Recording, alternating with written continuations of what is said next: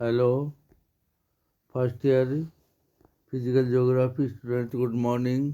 आज आपको भू संतुलन की संकल्पना कॉन्सेप्ट ऑफ आइसोस्टी के बारे में बताया जाएगा।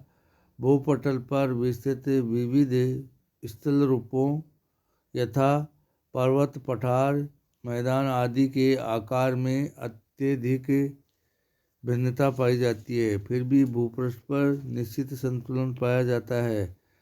पृथ्वी के ऊपर भाग में होने वाले परिवर्तनों या आंतरिक हलचलों के कारण किसी एक स्थान पर संतुलन बिगड़ता है तो अनेक आंतरिक एवं बाह्य शक्तियाँ भू संतुलन को पुनः स्थापित करने के लिए सक्रिय हो जाती हैं। इस प्रकार पृथ्वी पर संतुलन की क्रिया निरंतर प्रभावी बनी रहती है। सामान्य रूप से कह सकते हैं कि भ्रमणशील पृथ्वी के ऊपर उभरे हुए उच्च पर्वतीय भागों तथा सागर तली के गहरे क्षेत्रों के मध्य जो यांत्रिक स्थिरता की दशा पाई जाती है उसे भू संतुलन की दशा कहते हैं। अर्थ व परिभाषा। आइसोस्टीस शब्द ग्रीक भाषा के आइसो स्टेशियो से मिलकर बना है, जिसका तात्पर्य है समस्थिति या समान खड़ा होना। भूपृष्ठ के संतुलन के संबंध में आइसोस्टी शब्द का सर्वप्रथम प्रयोग अमेरिकी भूगोलविद डी एंडरटन महोदय ने 1889 में किया था। उसने बताया कि भूपटल के पर्वत, पठार, मैदान एवं सागर तल के नीचे पाई जाने वाली पदार्थ का भार क्षेत्रभार समान होता है। उससे स्पष्ट किया कि ऊंचे उठे भागों का घनत्व कम तथा नीचे दसे भागों का घनत्व अधिक होगा। सभी ऊंचे व नीचे क्षेत्रों का भार भूगर्भ में एक रेखा के सहारे बराबर रहता है, जिससे सम दबाव तल कहते हैं। आर्थर होम्स ने भू संतुलन वह स्थिति है जिसके द्वारा धरातल पर स्थित पर्वत, पठार, मैदान आदि सभी बृहद मैदानों पर भूपटल के ठीक नीचे प्राय संतुलित स्थिति में पाए जाते हैं। इसी भांति टीयर्स महोदय ने भी अपना मत प्रकट किया है और कहा है कि भू संतुलन सिद्धांत के अनुसार पृथ्वी के धरातल पर जहाँ कहीं भी समय स्थिति की दशा पाई जाती है वहाँ पर धरातलीय क्षेत्र के नीचे विशेष गहराई तक पदार्थ का समान मात्रा में पाई जाती है। सिद्धांत का प्रतिपादन व विकास।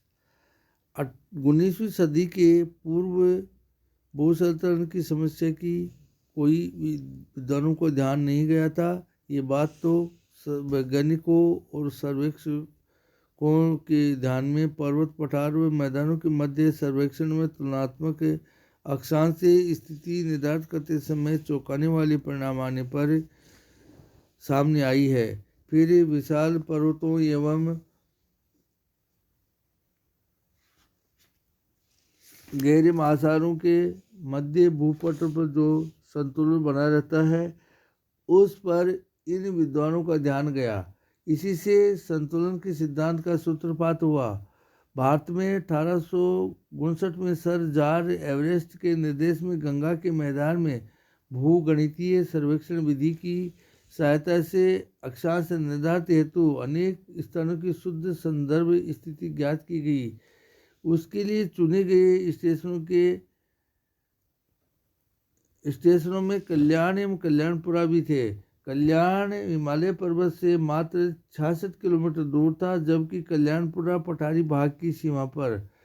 इन स्थानों का अक्षांशीय निर्धारण त्रिभुजीकरण एवं खगोलीय दोनों विधियों से किया गया, किंतु दोनों स्थानों को उपयुक्त दोनों विधि से निर्धारित अक्षांशों में 5.26 डिग्री का अंतर आया। बाद में इस अंतर का कारण कल्याण की स्थिति हिमालय के निकट होने से माना गया, किंतु एरी एवं अन्य विद्वानों ने हिमालय की विशालता एवं पेंडुलम का प्रभाव का अध्ययन करते हुए बताया कि हिमालय अपनी आकर्षण शक्ति के कारण ही पेंडुलम की शीर्ष रेखा को प्रभावित कर रहे हैं। तभी प्राट ने भी कहा कि हिमालय सियाल के बने हैं, इसका घनत्व 2.75 है, किंतु हिमालय के कारण तो वास्तव में कल्याण में सकल आकर्षण का प्रभाव पेंडुलम की शीर्ष रेखा पर पड़ता है। इसके प्रभाव से तो ये अंतर 5.236 डिग्री न होकर 15.885 डिग्री के बराबर आना चाहिए, अर्थात हिमालय द्वारा पेंडुलम को और अधिक आकर्षित करना चाहिए था। इस गुरुत्व विहीन विसंगति का निकट से अध्ययन करके ये परिणाम निकला गया कि हिमालय भूमि के नीचे फैले होने हल्के पदार्थों के बने होने से अपना पूरा प्रभाव एवं आकर्षण काम में नहीं ला पा रहे हैं। अतः यहाँ पर अक्षांशीय अंतर वास्तव से कम मात्र 5.236 डिग्री ही रहा। कम आकर्षण शक्ति को समझाने के लिए अनेक कारण बताए गए। एक, हिमालय के पदार्थ कम घनत्व के हैं, अतः संपूर्ण हिमालय का प्रभाव कम होगा और आकर्षण शक्ति विशालता की तुलना में कम हुई रहेगी। 2 नंबर, हिमालय भूपटल पर हल्के पदार्थों के बुलबुले की भांति है। उनके बीच में या पदार्थों के मध्य में रिक्त स्तरों वाले भाग हैं, अतः भार एवं आकर्षण कम होने से आकर्षण शक्ति कम ही रह पाती है। तीसरा है, पृथ्वी की ये गहराई संभवतः 100 किलोमीटर पर एक ऐसा दबाव का तल है जिसके नीचे घनत्व तल में अंतर नहीं रहता, अर्थात केवल तरल तल के ऊपर ही अंतर पाया जाता है। इस प्रकार धीरे धीरे संतुलन सिद्धांत का प्रतिपादन हुआ।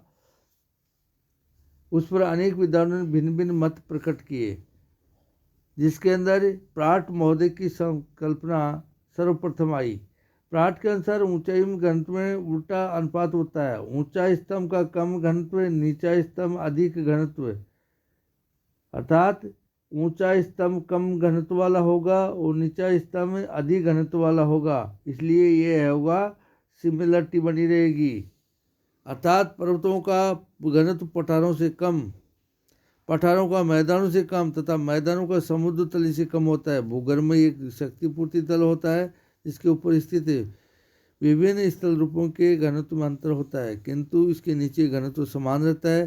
प्राट ने इसे एक प्रयोग द्वारा समझाया कि यदि पारे से भरे हुए एक पात्र में भिन्न भिन्न धातुओं की समान चौड़ाई व भार वाली छड़ों को डुबोया जाने तो वे भिन्न भिन्न ऊंचाइयों के होते हुए भी एक निश्चित तल की सीध में स्थित हो जाती हैं। इसी प्रकार पृथ्वी पर स्थित पर्वत, पठार, मैदान भूगर्भ में एक तल पर स्थिर हो जाते हैं जिसके नीचे समान भार रहता है, अर्थात ऊपर घनत्व में भिन्नता किंतु गहराई में समानता से संतुलन बना रहता है।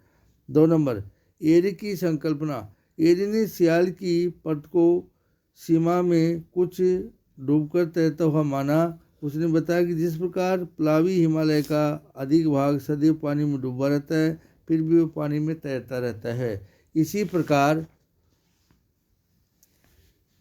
इसी प्रकार विशाल पर्वतों की अधिक ऊंचाई का संतुलन भूगर्भ में अधिक गहराई तक पठारी मैदानों का संतुलन अपेक्षाकृत कम रहता है। एरी ने बताया कि पृथ्वी की सतह पर पर्वत, पठार, मैदान के घनत्व में प्राट की भांति अंतर नहीं पाया जाता है। सियाल से निर्मित समस्त स्थल रूपों का घनत्व समान होता है, इसके लिए उसने समान घनत्व के तथा लकड़ी के समान मोटाई के अलग अलग ऊंचाई वाले टुकड़े लिए उन्हें पानी में डुबाया, जिसके पश्चात एरी ने अपनी बात को प्राट की भांति सिद्ध करने के लिए एक ही धातु तांबे की समान मोटाई की किंतु भिन्न भिन्न ऊंचाई की छड़ें ली तथा उन्होंने पारे को पात्र में डुबाया।